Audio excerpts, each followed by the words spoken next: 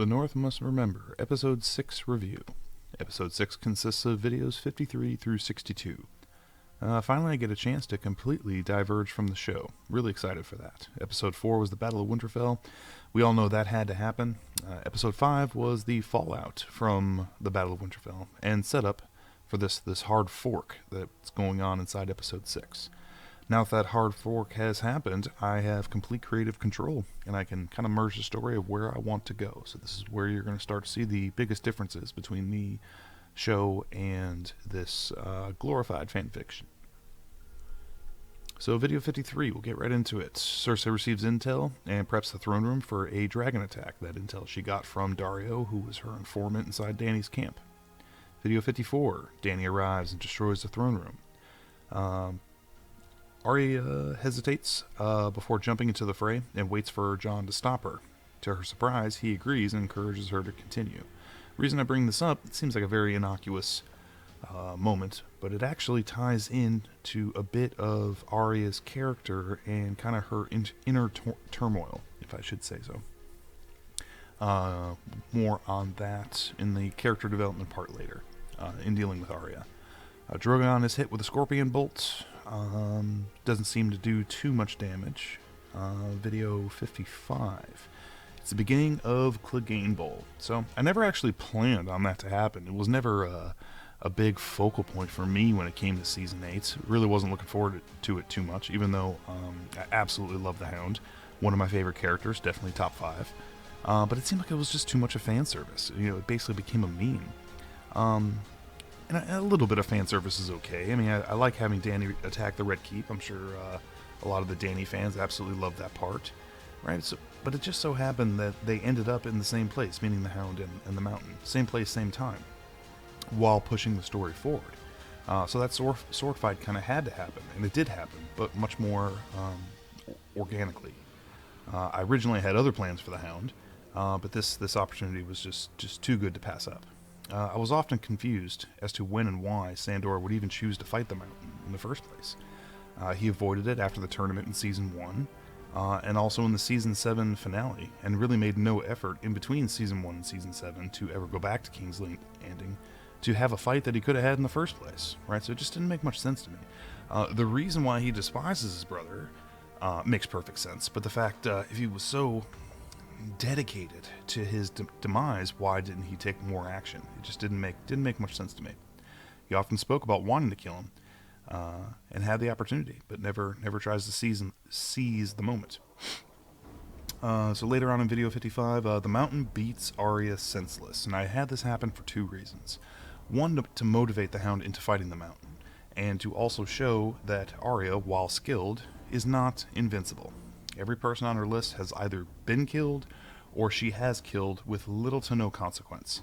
I wanted to show consequences for her vengeful, bordering on reckless behavior. Kind of a way to bring her back down to earth. Video 56. So Sandor is disabled and the Mountain is slowly killing him. Jon attempts to kill them both. Arya saves the Hound in videos 57. Arya saves the Hound and is severely burned. And ends up ending the Hound's life. Kind of poetic, I guess. And a little bit of a callback to where she denied showing him mercy later on, but their relationship has changed a little bit between then and now. This was actually an idea I got watching the show. When Arya was avoiding Dragonfire in the Bells episode, she emerged from a pile of rubble, and I kind of stood up and I assumed her to be severely burned, but still alive. And then turns out she was fine. So I have to admit, I was a little bit disappointed when she wasn't kind of burned to a crisp, even though I do like her. But it just seemed a very fitting consequence for her actions. And then it didn't happen, and I was a little bit disappointed with that. So it just seemed like a good idea, so I found a way to make it work. At least I think I found a way to make it work. Alright, moving on. Video 58, Bran has a vision, and the children reveal their location to Bran on the Isle of Faces. Video 59, the dragons arrive in Harrenhal, and Drogon is slowed by his injury. Bran convinces Jon to head to the Isle of Faces to try to figure out what the hell's going on. The Army of the Dead arrives at Harrenhal and marches past them.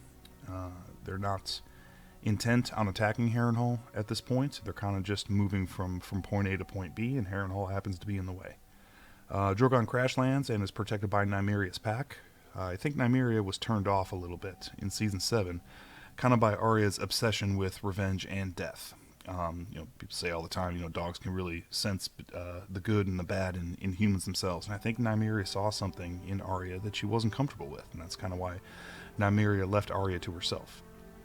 So as soon as Arya gets a little bit of pushback on her violent tendencies, I guess we could say, even though they're quite often they are justified, but it still can be a little bit nerve-wracking just, on which side of the fence is she landing. She's straddling the fence just fine, but if she really puts both feet on one side, we don't want to see fan favorites kind of become absolutely soulless murderers, right? I think if you get past kind of the Hound's philosophy on life and death, you go much past that, it's kind of hard to relate to you anymore. So I think the only reason Nymeria returned and decided to stay this time was because Arya has started to reconsider kind of some of her ideals. The Pack of Wolves, again, may be fan service, but I don't care. I wanted it, and I put it in. I also believe the direwolves need some type of explanation as to why they exist. Find a way to make them vital to the story somehow. Otherwise, why were they even introduced in the first place? We haven't seen the last of them. The Pack isn't necessarily with our characters in Harrenhal, but Ghost and Nymeria remain. Alright, so video 60. So Dany is informed of Daario's betrayal while trying to process the Drogon injury. She blames herself and is really quite distraught. She just sees, not necessarily betrayal, but just a long string of bad luck. And again, consequences for her decisions. She decided to leave Daario behind, and she's paying a consequence for it right now. Arya finally reveals that she was exposed to Tywin Lannister and kind of digs at Jaime a bit. That was kind of fun. That was a late addition. I just figured Jaime and Arya are in the same room that Arya served Tywin Lannister for so long, and then Jaime brings up Tywin Lannister, so it just kind of makes sense that she would go that way. Video 61. So the Starks return to Winterfell, give proper honors to Theon, and retrieve Heartsbane. Sansa shows remorse for manipulation of Jon's heritage. She explains her skepticism of Dany, and Jon really can't contradict her. That was taken from the show, except it was Sam vice Sansa. All right, I think it's a great question to ask. Would Dany give up her crown for the betterment of her people? It's a great question, and not one that can be easily answered. And you kind of have to go through the story a bit, get to the final act before you can get an answer to that question. Let's see. So moving on to video 62, Melisandre gives Varys her ruby to save his life, and now lives in her true form. She's then sent to King's Landing to parley with Cersei at Jon's request. Now, the reason this makes sense is because the Second Sons need some leadership, and Jon and Dany are both concerned about Jorah's welfare, with the Second Sons being in the same place because he killed their lieutenant, or their captain, basically. So they kind of wanted to keep the Second Sons close, but not too close. So they end up sending Melisandre and the Second Sons to King's Landing. Bran then travels back to Valyria and almost breaks Daenerys Targaryen's mind. I don't know if that's how you pronounce it, but that's what I'm going with. Kind of a Hodor moment. And sets in motion the Targaryen exodus from Valyria. So Bran blames himself for that happening. I think it's important from a writing perspective. Bran is extremely powerful and capable, but we have no rules as to what he can or cannot do, which would create huge plot holes. So the easiest way to close them is to make Bran hesitant to use his abilities. By deciding not to use them, no longer are we required to address what he is capable of, because, well, who the hell knows? And that closes out video 62. No comments or questions to go over for this video. The character review will be Arya this week. So, again, as I mentioned before, possibly my second favorite character. But unfortunately, her character was overused in Season 8, though her abilities were extremely underutilized. Let me explain. So she was involved in situations, just about every situation. Some I thought she shouldn't have been involved with. They focused way more on her accomplishing feats while not utilizing the abilities she has. So I wanted to make that a little more mainstream. Her using abilities, whether that's an important bow and arrow shot, changing faces, fighting blind, things like that. And it didn't necessarily have to be her fighting a major boss. It could just be to help others get out of a sticky situation. While she remains a rebellious teenager, I believe she's driven by two factors: one, revenge, and two, independence. Many times through the story, my story, she pauses to give someone the opportunity to direct her a certain way. And it's not because she's looking for direction. She's looking to argue. She's done so with Sansa, Jaime, and then a few times now with Jon.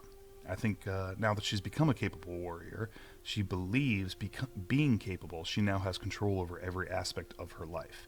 You know, she refuses the title of lady. She doesn't want really that responsibility of any type of tradition because that would kind of chip away at her independence. That being said, it's going to lead to quite a bit of stubbornness, even bordering on arrogance. Again, it sounds like I'm being pretty critical, but I must say I love the character of Arya. But I kind of want to bring this inner conflict she has to the forefront because it's important in the storytelling later on.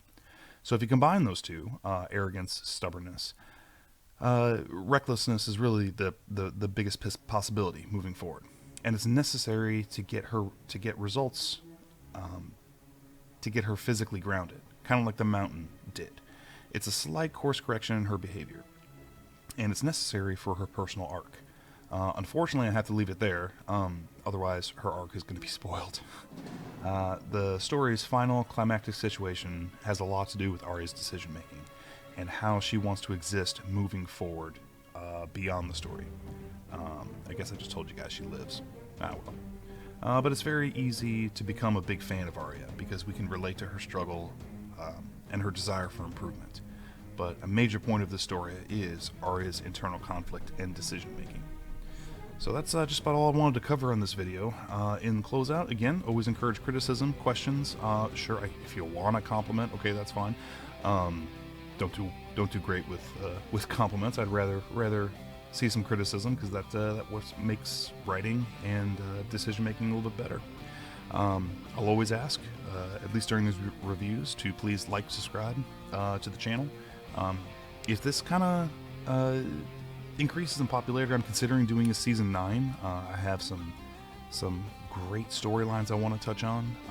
I'm considering it, kind of storyboarding it right now as we speak, as I'm editing and putting out these videos. But if that's something that you are interested in, me taking this out for another 50, 100, 200 more videos, again, averaging about 5 or 6 minutes, I'd be looking to do that over the next few months, because this story is rapidly coming to a close. It's about the first week of April. I would imagine the story is going to be complete right around the end of April. So as always, thanks for listening, thanks for watching, and I'll see you guys later. Take care.